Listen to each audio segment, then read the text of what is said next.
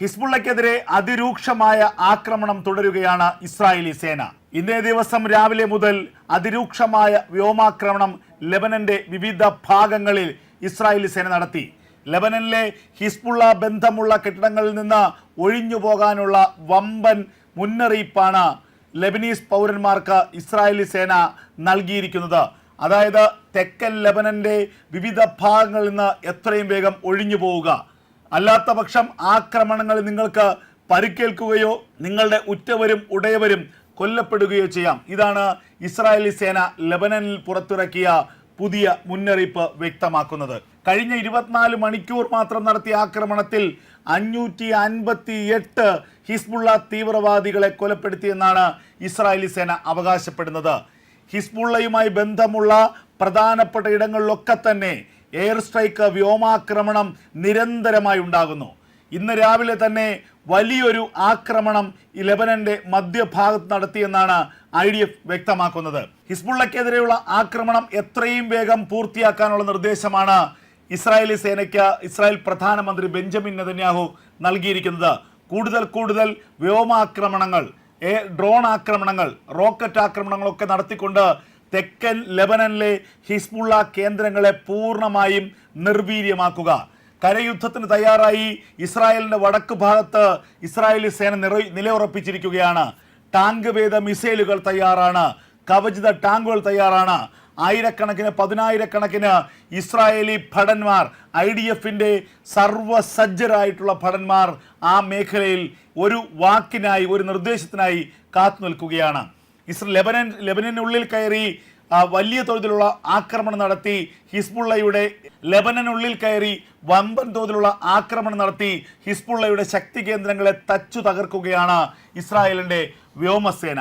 കഴിഞ്ഞ ദിവസങ്ങളിൽ മാത്രം 100 കണക്കിന് റോക്കറ്റ് ലോഞ്ചിങ് സ്റ്റേഷനുകളെ തകർത്തു എന്ന വിവരമാണ് പുറത്തു വരുന്നത്. ലെബനനിലെ ഹിസ്ബുള്ള അനുകൂലികളെ ഓരോരുത്തരെയായി കണ്ടെത്തി കൊലപ്പെടുത്തുക എന്നുള്ള പുതിയ ഓപ്പറേഷൻ കൂടി ആരംഭിച്ചിരിക്കുന്നു. സത്യത്തിൽ ഹിസ്ബുള്ള ഇത്തരം ഒരു ആക്രമണം പ്രതീക്ഷിച്ചിരുന്നില്ല. ഇസ്രായേൽ ഇത്രത്തോളം പരസ്യമായി, ഇത്രത്തോളം ശക്തമായൊരു തിരിച്ചടി നൽകുമെന്ന് പോലും ഹിസ്ബുള്ള കരുതിയിരുന്നില്ല. പണ്ടത്തെ പോലെ 1-2 റോക്കറ്റുകൾ അയക്കുക, ഡ്രോണുകൾ അയക്കുക, അങ്ങോട്ടും ഇങ്ങോട്ടും ആക്രമണം നടത്തുക എന്ന ഒരു രീതി മാത്രമാണ് ഹിസ്ബുള്ള പ്രതീക്ഷിച്ചത്. ഇറാൻ ആവശ്യത്തിന് ഡ്രോണുകളും മിസൈലുകളും നൽകുന്നു. ആ ഡ്രോണുകളും മിസൈലുകളും തെക്കൻ ലെബനനിലെ ചില പ്രദേശങ്ങളിൽ ഇരുന്നു കൊണ്ട് ഇസ്രായേലിന്റെ വടക്കൻ മേഖലയിലേക്ക് തൊടുത്തു വിടുന്നു. അത് ചിലപ്പോൾ എയർഡോം സംവിധാനം നിർവീര്യമാക്കുന്നു, അല്ലെങ്കിൽ ഗലീലി അടക്കമുള്ള പ്രദേശങ്ങളിൽ അവ വീഴുന്നു. അതിൽ ചിലപ്പോൾ ഇസ്രായേലി പൗരന്മാർക്ക് പരിക്കേൽക്കാം, ചിലപ്പോൾ ഇസ്രായേലി പൗരന്മാർ കൊല്ലപ്പെടാം, ചിലപ്പോൾ തുറസായ സ്ഥലത്ത് വീണ് ആ റോക്കറ്റുകൾ നിർവീര്യമാകാം. ഇതൊക്കെയായിരുന്നു നടന്നുകൊണ്ടിരുന്നത്. ഇതൊക്കെ ഇങ്ങനെ പോകുമെന്നായിരുന്നു ഹിസ്ബുള്ള കരുതിയത്. എന്നാൽ ഇസ്രായേലിന്റെ തിരിച്ചടി ഭയാനകമായിരുന്നു. പേജർ സ്ഫോടനങ്ങൾ, വോക്കി ടോക്കി സ്ഫോടനങ്ങൾ, അതുപോലെ മറ്റ് ഇലക്ട്രോണിക്സ് ഉപകരണങ്ങൾ പൊട്ടിത്തെറിച്ചുകൊണ്ടുള്ള സ്ഫോടനങ്ങൾ, ഇതൊക്കെ തന്നെ ഹിസ്ബുള്ള എന്ന ഭീകര സംഘടനയിലെ പ്രവർത്തകർക്ക്, അതിലെ ഭീകരന്മാർക്ക് ഒരിക്കലും ചിന്തിക്കാൻ പറ്റുന്നതിനപ്പുറമായിരുന്നു. അങ്ങനെ ഹസൻ നസറുള്ള അടക്കമുള്ള ഹിസ്ബുള്ളയുടെ നേതൃത്വം ആകപ്പാടെ അമ്പരം നിൽക്കുന്ന ഘട്ടത്തിലാണ് വീണ്ടും രൂക്ഷമായ ആക്രമണം ഇസ്രായേലി സേന ഹിസ്ബുള്ളക്കെതിരെ നടത്തിക്കൊണ്ടിരിക്കുന്നത്. മണിക്കൂറുകൾ ഇടവിട്ട് ആകാശത്ത് നിന്ന് റോക്കറ്റ് മഴ പെയ്യിക്കുന്നു. ഇസ്രായേലിന്റെ വ്യോമസേനയുടെ ഫൈറ്റർ ജെറ്റുകൾ മണിക്കൂറുകളുടെ ഇടവേളയിൽ പ്രകമ്പനം സൃഷ്ടിച്ചുകൊണ്ട് വലിയ തോതിലുള്ള ആക്രമണം ലെബനന്റെ മധ്യഭാഗത്തും തെക്കൻ ലെബനനിലും നടത്തിക്കൊണ്ടിരിക്കുന്നു.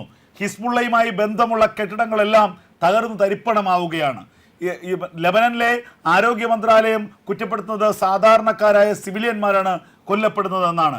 എന്നാൽ കൃത്യമായി ഹിസ്ബുള്ളയുടെ കേന്ദ്രങ്ങൾ, ഹിസ്ബുള്ളയുടെ പ്രവർത്തന കേന്ദ്രങ്ങൾ, ഹിസ്ബുള്ളയുടെ കമാൻഡിംഗ് സെന്ററുകൾ, ഹിസ്ബുള്ളയുടെ ബേസ് ക്യാമ്പുകളൊക്കെ ലൊക്കേറ്റ് ചെയ്താണ് തങ്ങൾ ആക്രമണം നടത്തുന്നതെന്ന് ഇസ്രായേലി സേനയും വ്യക്തമാകുന്നു. ഇസ്രായേലിൻ്റെ ഒരു നിരീക്ഷണ സംവിധാനം നമുക്കറിയാം, ഒരു നിരീക്ഷണ പാഠവും നമുക്കറിയാം. അവരുടെ ചാരക്കണ്ണുകളിൽ നിന്ന് ഹിസ്ബുള്ളയ്ക്ക് ഒഴിഞ്ഞു പോകാനാകില്ല. ഇനി അടുത്ത ലക്ഷ്യം ഹസൻ നസറുള്ളയാണെന്ന് ഇസ്രായേൽ വ്യക്തമാക്കിയിരിക്കുകയാണ്. ഒരു ഭാഗത്ത് ഗാസയിൽ ഹമാസിനെതിരെയുള്ള യുദ്ധം ഇസ്രായേൽ നടത്തിക്കൊണ്ടിരിക്കുന്നു. ഹമാസിന്റെ അന്ത്യം ഏറെക്കുറെ ഉറപ്പായിരിക്കുന്നു. യഹിയ സിൻവാർ അടക്കമുള്ള അവശേഷിക്കുന്ന ഹമാസിന്റെ ഭീകരവാദി നേതാക്കന്മാർ മാളത്തിൽ നിന്ന് പുറത്തിറങ്ങാതാകാതെ അവിടെ ഒളിച്ചിരിക്കുന്ന സ്ഥിതിവിശേഷം.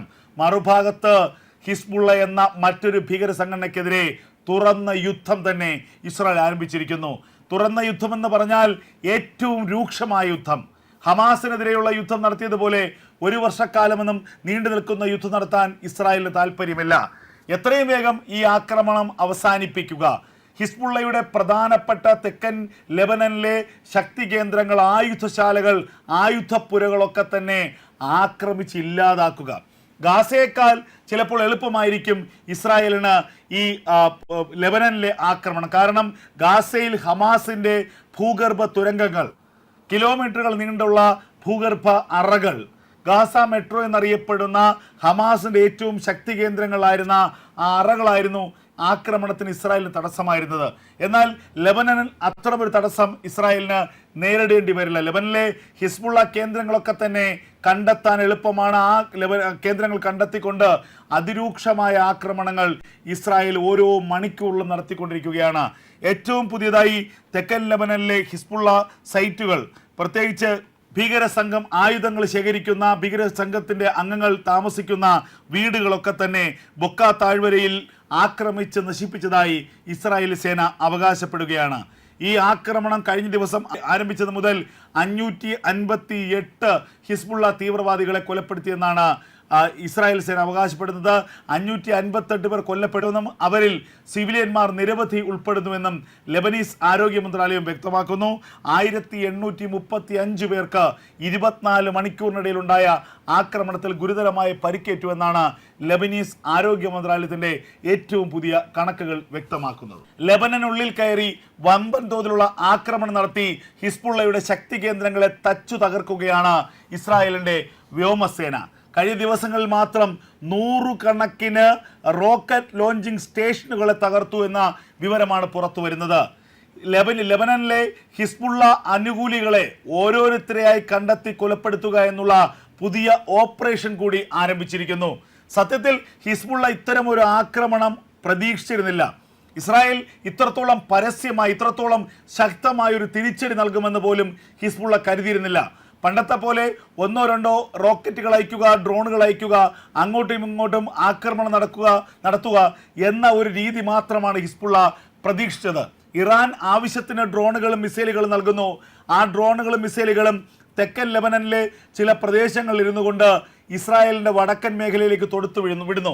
അത് ചിലപ്പോൾ എയർഡോം സംവിധാനം നിർവീര്യമാക്കുന്നു, അല്ലെങ്കിൽ ഗലീലി അടക്കമുള്ള പ്രദേശങ്ങളിൽ അവ വീഴുന്നു. അതിൽ ചിലപ്പോൾ ഇസ്രായേലി പൗരന്മാർക്ക് പരിക്കേൽക്കാം, ചിലപ്പോൾ ഇസ്രായേലി പൗരന്മാർ കൊല്ലപ്പെടാം, ചിലപ്പോൾ തുറസായ സ്ഥലത്ത് വീണ് ആ റോക്കറ്റുകൾ നിർവീര്യമാകാം. ഇതൊക്കെയായിരുന്നു നടന്നുകൊണ്ടിരുന്നത്. ഇതൊക്കെ ഇങ്ങനെ പോകുമെന്നായിരുന്നു ഹിസ്ബുള്ള കരുതിയത്.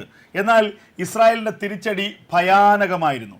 പേജർ സ്ഫോടനങ്ങൾ, വോക്കി ടോക്കി സ്ഫോടനങ്ങൾ,